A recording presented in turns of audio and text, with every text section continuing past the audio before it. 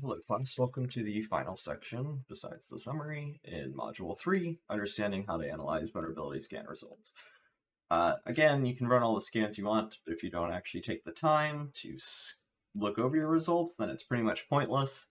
And again, make sure the results you are presenting and going over are actually pertinent, because you do not want to upset your developer team by chasing them around with a bunch of vulnerabilities they can't plug or aren't important to plug, because there's only so much time in the day. So let's just jump into it. Running a vulnerability scan is really the easy part. Yes, you press the scan button, especially after you have the settings you like, the timing you like, the add-ons you like selected. Then it's literally automated, right? I mean, there's no more, your hands are off of it.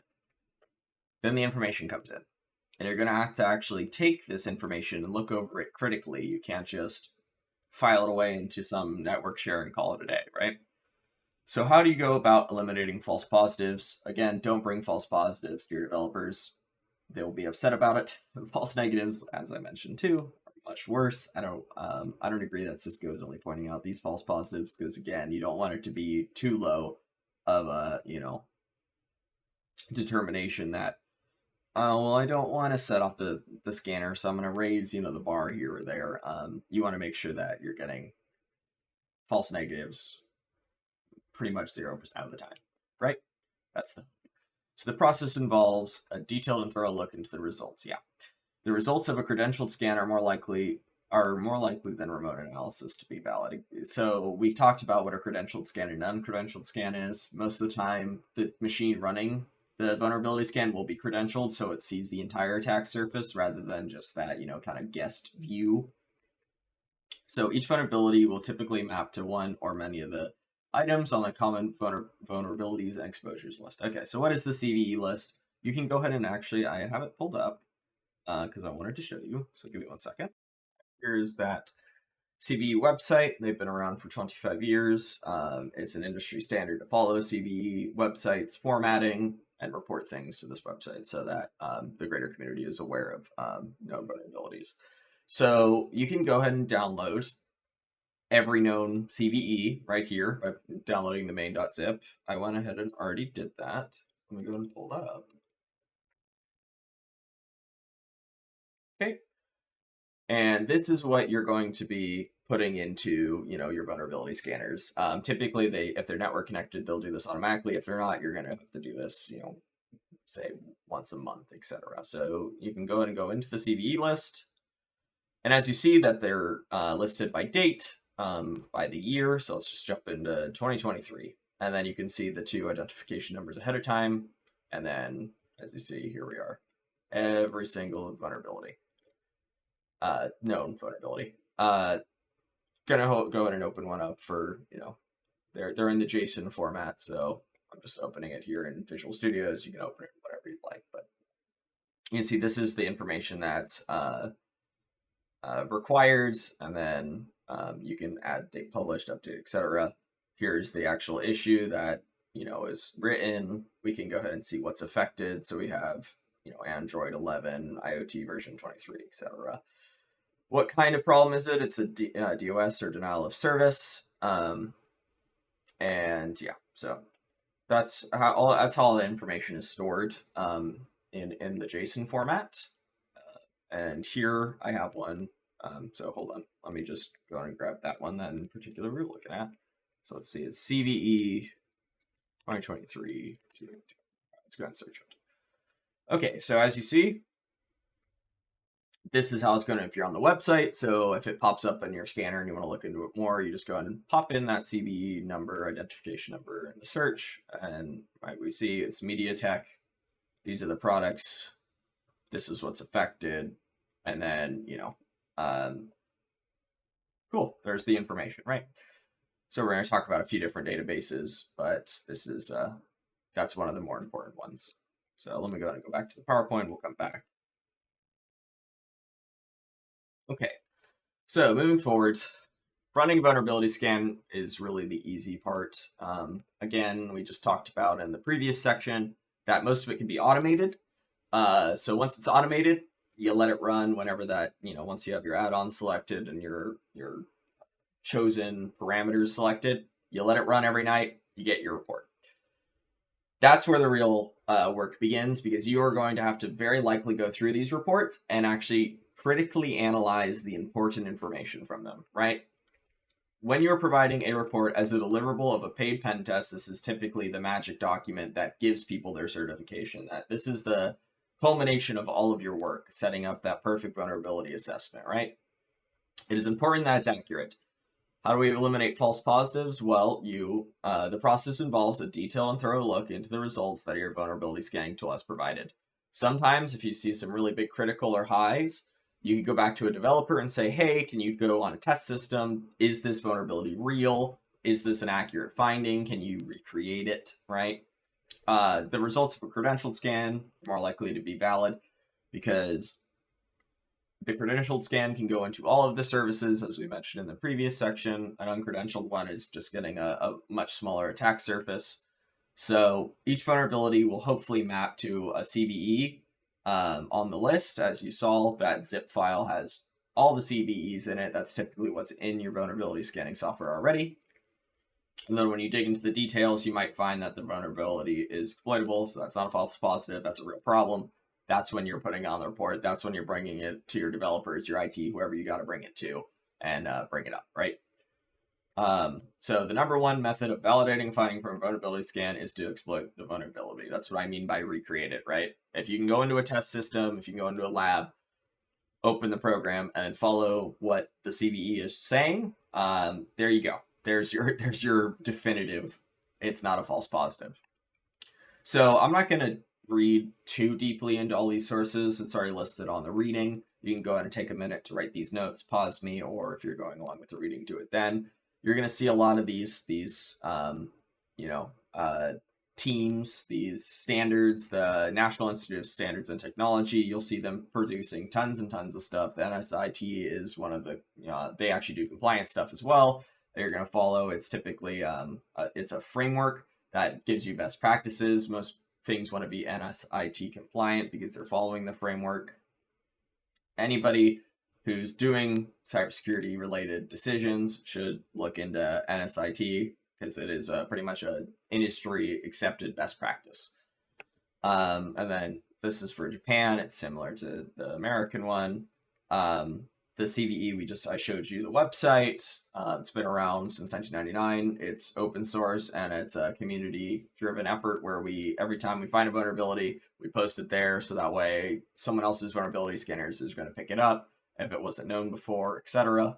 That's why it's important to patch it first and then put it on here, because otherwise this is pretty much a, hey, hackers go after these systems. So always patch your systems because these vulnerabilities are found, they're posted so other people know to patch them, but then that, these hackers can use this and, oh, they're using the old version, so we're going to get in there. And then the common weakness enumeration, this is kind of an agreed upon name of these vulnerabilities. So I have it here. Let me go ahead and pull that up. So I have right here, improper privilege management. You probably hear the term privilege escalation. The description is the product does not properly assign, modify, track, or check privileges for an actor, creating an unintended sphere of control for that actor. So there are things that they're not supposed to do, but they're able to because privileges are not, properly assigned. As you see, they should only be able to say hello world. They should not be able to delete the database. The product should not be allowing this. That is improper privilege management. And that comes down to access control. You can see that these are like kind of the other different related CWEs that you can go in and read into more. They even give examples of code, which is really cool. Yeah, so that's an important database for you to go take some time to look into. All right, and then here's the scoring system. If you have a 10, you have a massive problem that everything's going to light on fire. If you have a 2, it's an issue, but as it says, this is the best way that we can kind of, as a community, and especially for your developers that you're handing, you can say, well, these 8s need to be fixed now. Let's maybe fix the 2s as we move forward, right? If they're not going to cause some mission critical issue or vulnerability. Typically, we just kind of have them as acceptable risks. So here's the lab. Let's go and jump into it. This is where we're going to go over those information resources and As I mentioned, the kind of important ones I already pulled out during the lecture: CVEs, CWE, NSIT, and CVSS. All right, let me pull that up. All right. So this lab is going to be probably pretty quick in terms of submission. Take the time to look through it. I already kind of went through CVE.org with you and a little bit of the CWE. So go ahead and fill out these answers. Again, you can press show answer and it'll give you the answers, but please go to the website. This website you're going to spend a lot of time on if you're in this field. And then in this earlier lab, remember when I said the results mean nothing unless you look into them? Well, okay, we got these vulnerabilities. What are they? Are they a problem? So let's go ahead and go into them. And then as you see when this CVE last updated, this might not be true anymore. So make sure you go ahead and look into it a little further. So like, let's just go ahead and check it together. All right. So what did it say? February 14th.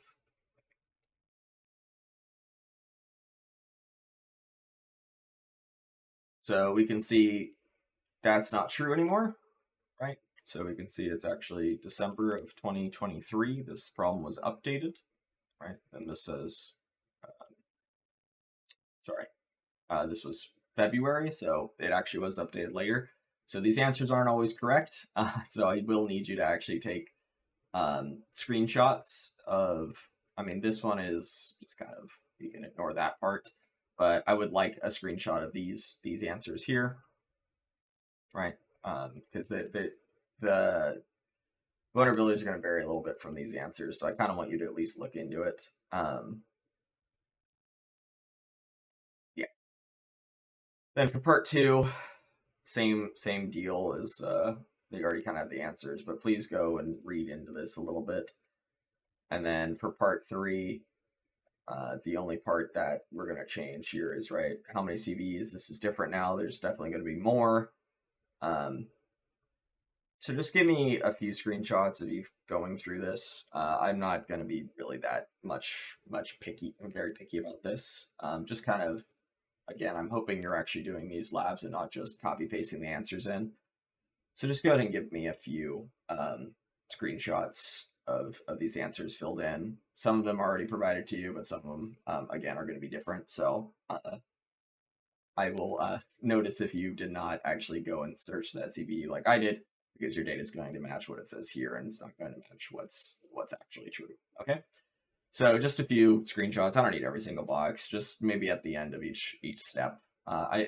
This is mainly a lab for you to research and understand these 4 important websites. The ones too I pointed out in the lecture. I don't want to have to be, grading it super on, accuracy, etc. I just want you to be familiar with these websites. And then obviously this one is really important too. You can actually do some calculations. It's kind of neat, and get a calculation out of, you get these different scopes, attack vectors, etc. And it tells you, well, okay, it's a 7 or it's a 3 or it's a 5.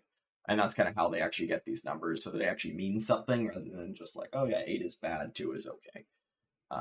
Makes sense? Awesome. Let's jump back to the lecture. Okay, so how do we actually deal with a vulnerability? Once we identify, we need to verify, and that is throwing in a lab, obviously a lab environment, and if we can exploit it, there we go, we verified it, right? The ultimate validation is exploitation. So first, as a general rule, if a vulnerability has a matching module in Metasploit, it should always be considered high severity. Yeah, that's pretty true. Metasploit is more the flashy, problematic vulnerabilities. So if it's matching there, then yeah, we got to patch that quick. So the determine priority, you have to answer a few questions. What is the severity? What number does it have? How was it detected? What does it apply to? If it's your one internal system that's running Windows, an old version of Windows, and it's not connected to anything, well, that's all right. If it's 3,000 systems in your network, okay, let's actually get into patching it, right? Is it, right? Is the device critical? Is the value of the device if the vulnerability was found? So does it have a whole bunch of personally identifiable information, or does it just have a whole bunch of cat pictures, right? What is the attack vector? How hard is it to get into? And if it's a really easy workaround, it's really easy mitigation, great, do it. If it's not, then yes, we have to start doing our risk appetite and determining how much risk we're willing to take. So after you answer them, you can assign that priority. This is kind of part of your job, is reading through that report, figuring out what needs to be fixed, what can wait, document, right? So if anytime you find that a system is being actively exploited, you should report it right away. This is if you're walking pretty much into a crime scene. Don't just keep going. Be like, oh, whoops, I found literal evidence of an exploit. You got to hand it back to the owner and say, okay, we're going to pause the pen test here. Go check your system and make sure that, you know, data that's, you know, really important isn't exfiltrated, because then you might get blamed if you just keep going, right? So prioritize. This is kind of like a very general opinion about what's important here. Every company is going to have their different way they want you to deal with vulnerabilities. Typically, that'll be part of company training. Or your lead will say, you know, these are the vulnerability levels we care about, and, you know, this is the kind of systems we care about, etc. It's all very dependent on your business, on your system, and on the severity, right? So ultimately, these are great guidelines. In the real world, you're going to have to pretty much throw all of that away and then work with, you know, your IT department or your developers on whoever, you know, is kind of running the show. And hey, these are vulnerabilities. What do we care about? What do we not care about? And if they're not cyber guys, then you're going to have to explain, well, my personal opinion, then you can kind of start following these. It's like, oh, well, it's affecting 3,000 systems. Oh, well, it's mission critical. Oh, there's personally identifiable information on this device, right? And then, so we're here at the summary. Very quickly, rapid fire. We went over recon, passive and active. It's the first step before any, you know, pen test or attack. We went over open source intelligence versus that's typically, or that's passively reconnaissance. We went over active reconnaissance, how, you know, security breaches can directly impact a company's reputation, which we talked about. Target. Attackers have various methods. A lot of the times you can find everybody's passwords on the dark web. If they're not changing it, they can go through, you know, public source code repositories where if they're grabbing the source code, they're able to actually identify vulnerabilities for other people. There's a bunch of tools we went over, which is Nmap, for which we can use for scanning ports. We went over, you know, different packet types, TCP, UDP, and then obviously the FIN packet.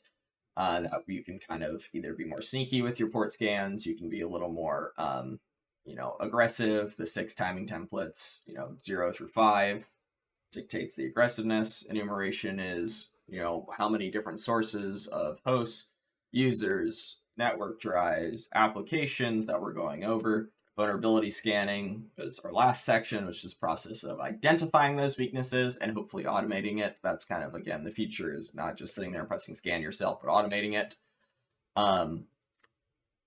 So again, you know, this is a good 4-step process. You discover it, you identify the actual version, you know, the software itself. You look in to see if there's a correlation, so your CVE, and then you generate a report, walk over to your dev and say, hey, please fix this. So there are various types of vulnerability scans. We went over the few different types quickly. Take a moment to have those 5 well in your mind, because it's important to know the different kind of scans available to you. Each has its own strengths and limitations. We went over that a little bit. And then we went over what's sometimes difficult to do when you're scanning. Either you go out of scope with the network topology, you overtax your bandwidth, what time it is, you know, business, close of business, midnight, 2 o'clock. Fragile systems like your Internet of Things devices, or even older devices that could break because of these scans, and you don't want to be, you know, get your IT running after you.